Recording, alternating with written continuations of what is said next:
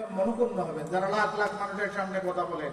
আর আপনাদের উপস্থিতি দেখে কি হলো, মুশকিল থেকে উপস্থিতির দুর্ভিক্ষ হয়েছে নাকি? তৌহিদি জনতার দুর্ভিক্ষ হলো নাকি? গতবারও আপনারা দাওয়াত দিলেন, কথা বলতে পারে নাই, পুলিশ প্রশাসন বাধা দিল। কিন্তু এবারে যে আসবেন সেটা তো নিশ্চিত, কারণ ওই 17 বছরের জুলুমবাজ স্বৈরাচারের সরকার এবং স্বৈরাচারের দোসর সহ এখন পালিয়ে গেছে। ঠিক না বেটি? এখন তো মাহফিলের আর বাধা দেওয়ার সুযোগ নাই। এখন মাহফিল গুলো জমিনে চলবে, কোরআনের আওয়াজ গুলো সারা জমিনে বুলন্দ ভাবে চলবে। আল্লাহর কোরআনের আওয়াজের বিরুদ্ধে, আল্লাহর কোরআনের বিরুদ্ধে এখন কথা বলার মতো কোন যার সন্তান বাংলাদেশে আর মাথা উঁচু করে দাঁড়াবে না। ঠিক না? গতবার আপনারা এসেছিলেন অনেক বুক ভরা আশা নিয়ে কথা শোনার জন্য, কিন্তু আমরা পালিয়ে গেছি। আমরা সঠিক পথে যেতে পারি নাই। ওই সমস্ত কুলাঙ্গার যারা কোরআন বিরোধী, যারা আল্লাহ রসুলের সুন্নাহ বিরোধী, তাদের জন্ম কোথায় হয়েছে আমি জানি না, কিন্তু কোরআনের মাহফিলের যারা বিরোধিতা করে তাহলে তাদের ভিতরে জন্মের দোষ আছে। ঠিক না বেটি?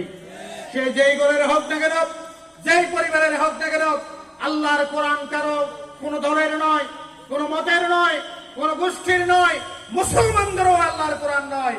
আল্লাহর কোরআন পুরা মানব জাতির জন্য। এই কোরআনের কথা যারা বন্ধ করতে চায়, এই কোরআনের মাহফিল যারা বন্ধ করে, তাদের জন্মের এই দোষ আছে, তাদের জন্মের এই দোষ আছে। এটা আমি বলি নাই, ইমাম আবু হানিফা রাহিমাহুল্লাহু তাআলা আলাইহি বলেছেন। ইমাম আবু হানিফাকে একজন গালি দিল রাস্তায় যাওয়ার সময়। এক কুলাঙ্গার ইমাম আবু হানিফাকে গালি দিলেন। ইমাম আবু হানিফা বললেন সে তার সন্তান।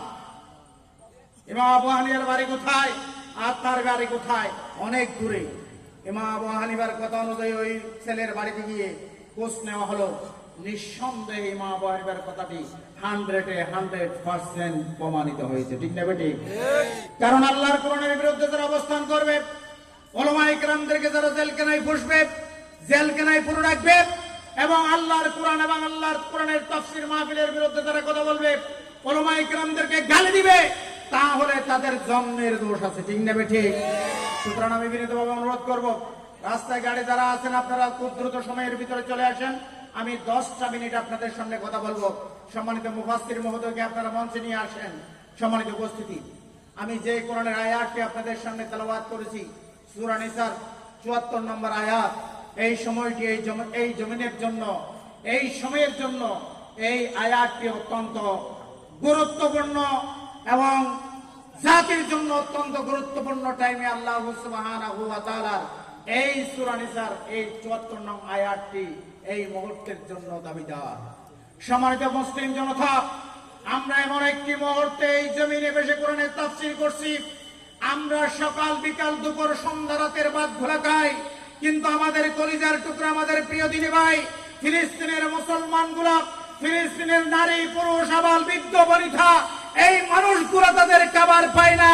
দিনের পর দিন রোজা রেখে আমরা মাসের পর মাস সারা মাস রোজা রেখেছি, কিন্তু আমরা চেহে নিয়েছি, আমরা ইফতার করেছি, কিন্তু সারা বছর রোজা রাখতেছে ফিলিস্তিনের মানুষগুলো। ঠিক না বেটি? আমার খুব অবাক লাগে, কষ্ট লাগে। মিডিয়ার মাধ্যমে আমরা দেখেছি ফিলিস্তিনের একটি শিশু ক্ষুধার যন্ত্রণায় ছটফট করতে করতে ওই জমিন থেকে ঘাস নিয়ে ঘাস ভাত হিসেবে, খাদ্য হিসেবে গ্রহণ করেছে। ঠিক না বেটি?